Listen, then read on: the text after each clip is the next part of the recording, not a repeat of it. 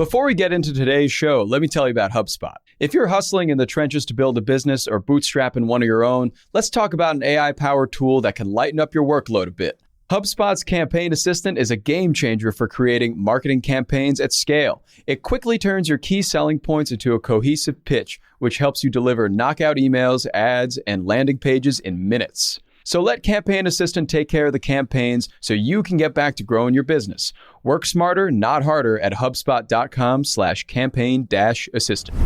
Good morning, everyone. It's Friday, June 16. I'm Juliet Bennett Rylah here with Ben Berkley, and you are listening to the Hustle Daily Show.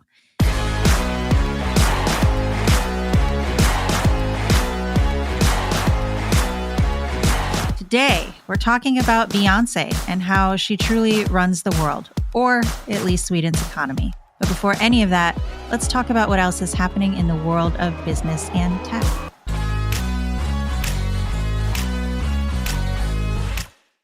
Cava Group, that's the business behind the very popular fast casual Mediterranean restaurant chain, sold 14.4 million shares for a $2.45 billion valuation upon IPO Thursday. The brand has grown to over 260 locations since opening its first restaurant in 2011. So I would just note here that Cava did something like $564 million in revenue last year. And I'm going to double check my credit card statements to confirm this, but I suspect I may have personally contributed probably a good half of that. Just a hunch. What do you get there? Because I've never been. A grain bowl. Okay. I would recommend getting it with the crazy feta. Good stuff all around. This is turning into a Cava ad. I'm so sorry. Okay. Well, I'm sold. All right. So moving along away from Cava, although I'm sure we could talk about it this entire podcast. Meanwhile, Toronto mayoral candidate Anthony Furey's campaign photos have some truth issues. Mostly they include AI-generated encampments that do not exist and a 3-armed woman who also does not exist. You know, Julia, I feel for the good people of Toronto. Mm-hmm. They deserve a mayor who has an actual plan for all of that third arm growth and they've had some issues. Upper body blurring that I assume is afflicting their city. It seems like a really sad scene based on his campaign photos. Yes, absolutely. Moving along, the Swedish gaming company MOBA Networks is going to acquire Wargraphs, which is a gaming startup that only has one employee, who makes a League of Legends companion app. He's selling that for $54 million, so not bad. All right, next up, Texas passed a law that would require social media users under 18 to receive parental consent. Parents would also be able to request underage users' personal data or delete their account. I would probably just not have a social media account. Same. If my parents could see what I'm doing on it. And last but not least, major U.S. ticket sellers have agreed to start displaying full prices up front. We've talked about this before, the economics of Ticketmaster. We also interviewed the company's ex-CEO, so go look for that if you're curious. You know, I'm going to be really interested to listen to the final cut of this podcast tomorrow, because I wonder, will our editors bleep out Ticketmaster? I feel like there are so few words that prompt such vitriol, but maybe this policy will kind of turn the tides on that. Now, for our main story today, Ben, we are going to talk about tickets once again. We're going to talk about a story you wrote concerning Beyoncé and how she has seemingly single-handedly disrupted Sweden's economy. Mrs. Knowles Carter turned up in a pretty unexpected place this week, which was Swedish economic news. If you are by chance paging through Swedish inflation numbers from last month, which, you know, people do, who doesn't dabble from time to time, you would see that the nation's central bank just missed on their targeted inflation rate in May. And May just so happened to be the month in which Beyoncé kicked off her world tour. This is her first tour in 7 years. It's a tour that's led fans to burn through so much cash buying up tickets. And the first 2 shows, they were in Stockholm, Sweden. So do you think that's a coincidence? Not so much.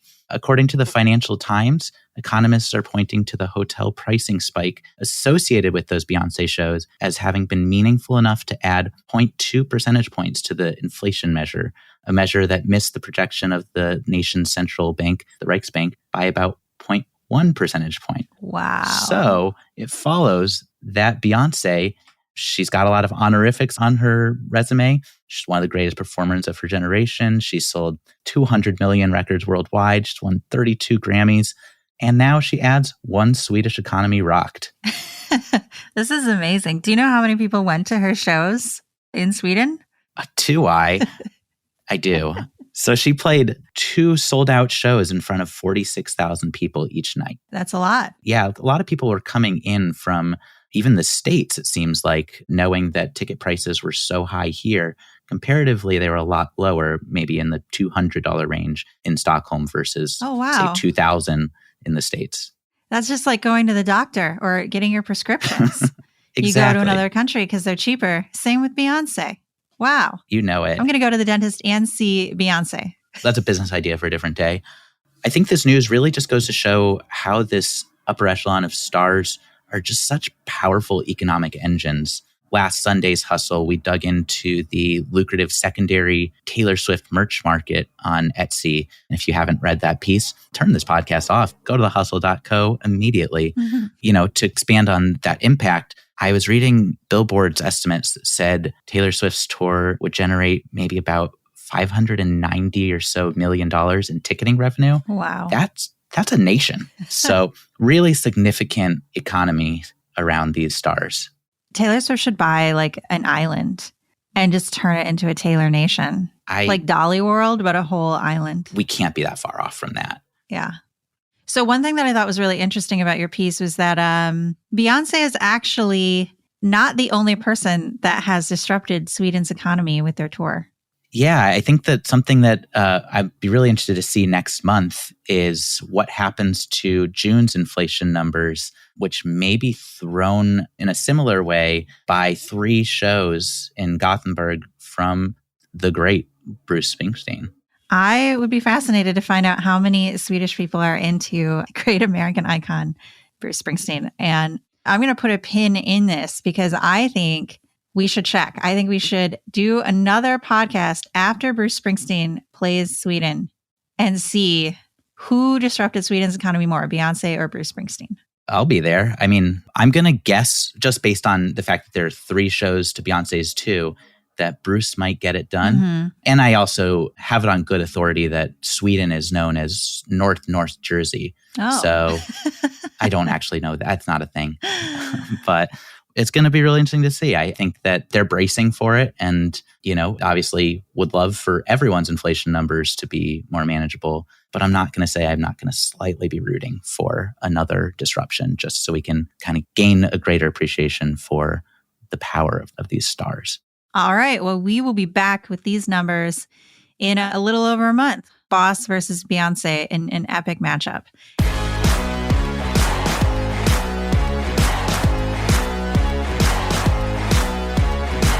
And that is going to do it for us today. Thank you for tuning into the Hustle Daily Show. We're a proud part of the HubSpot Podcast Network. Our editor today is Robert Hartwig, and our executive producer is Darren Clarke. We've got a lot more tech and business coverage in our newsletter. If you are not subscribed, you can get yourself signed up at thehustle.co/email.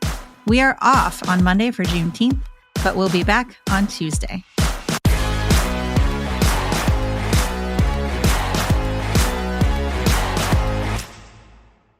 Let me tell you about a show that I've been loving lately. It's called Entrepreneurs on Fire. It's hosted by the incredible John Lee Dumas. It's available now on the HubSpot Podcast Network.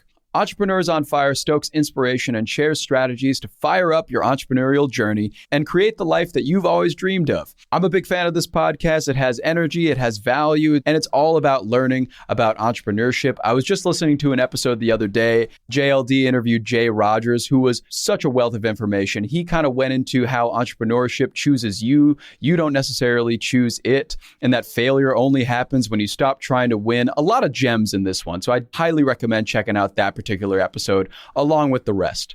So go listen to Entrepreneurs on Fire wherever you get your podcasts. Hey guys, if you listen to the Hustle Daily Show on Google Podcasts, we want to let you know that the option will no longer be available pretty soon. Google is sunsetting its podcast app sometime in early 2024 in favor of YouTube Music, and we want to give you a heads up before it's too late, since that time's almost here. The Hustle Daily Show is available everywhere and anywhere that you listen to podcasts, like Apple Podcasts and Spotify. If you're using YouTube Music, we are there as well. If you're an Android fan, there are plenty of apps like Overcast, Pocket Casts, Player FM, and more. So just search for us wherever you decide to listen to your favorite podcasts.